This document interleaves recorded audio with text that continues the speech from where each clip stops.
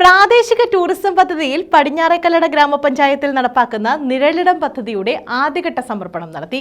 ആദ്യഘട്ടമായി കായൽവരമ്പിൽ CCTVയുടെ സമർപ്പണം നടന്നു. പ്രാദേശിക ടൂറിസം പദ്ധതിയിൽ ഉൾപ്പെടുത്തിയാണ് പടിഞ്ഞാറേക്കല്ലട ഗ്രാമപഞ്ചായത്തിൽ നിഴലിടം ഗ്രാമീണ ടൂറിസം പദ്ധതി നടപ്പാക്കുന്നത്.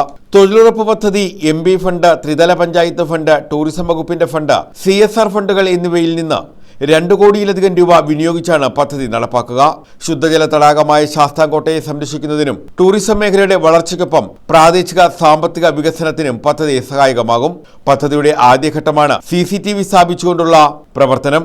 K. സോമപ്രസാദ് MPയുടെ പ്രാദേശിക വികസന ഫണ്ടിൽ നിന്നും 38 ലക്ഷം രൂപയാണ് പദ്ധതിക്കായി വിനിയോഗിച്ചത്.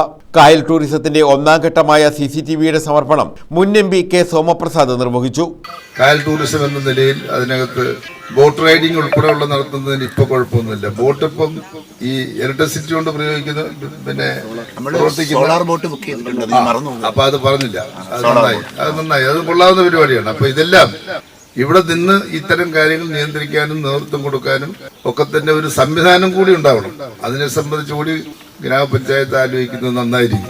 അതോടൊപ്പം തന്നെ പൈസയുടെ വലിയ പ്രശ്നമൊന്നും ഉണ്ടാവാൻ സാധ്യതയുണ്ടെന്ന് എനിക്ക് തോന്നുന്നില്ല. ശാസ്താംകോട്ട കായലിന്റെ സംരക്ഷണവുമായി ബന്ധപ്പെട്ട് ഇവിടുത്തെ ടൂറിസവുമായി ബന്ധപ്പെട്ട് ബഡ്ജറ്റിൽ ഇപ്പോൾ കഴിഞ്ഞ പ്രാവശ്യം 1 കോടി രൂപ വെച്ചിരുന്നു. ഇപ്പോഴും അത് കണ്ടിന്യൂ ചെയ്തിട്ടുണ്ട്. ഈ 1 കോടി രൂപ എന്ന് പറയുന്നത് ഒരു ടോക്കൺ പ്രൊവിഷൻ മാത്രമാണ്. എത്ര കോടി രൂപ വേണമെങ്കിലും അങ്ങനെ ഒരു ബഡ്ജറ്റ് പ്രൊവിഷൻ ഓപ്പൺ ചെയ്ത് കഴിഞ്ഞാൽ അങ്ങോട്ട് ബഡ്ജറ്റില് ആ ഒരു ഹെഡിലേക്ക് വകമാറ്റുന്നതിന് മറ്റുള്ള മേഖലയിൽ നിന്ന് അതിലേക്ക് വകമാറ്റുന്നതിന് പ്രശ്നമുള്ളതല്ല. ഗ്രാമപഞ്ചായത്ത് പ്രസിഡന്റ് ഡോക്ടർ C. ഉണ്ണികൃഷ്ണൻ അധ്യക്ഷത വഹിച്ചു.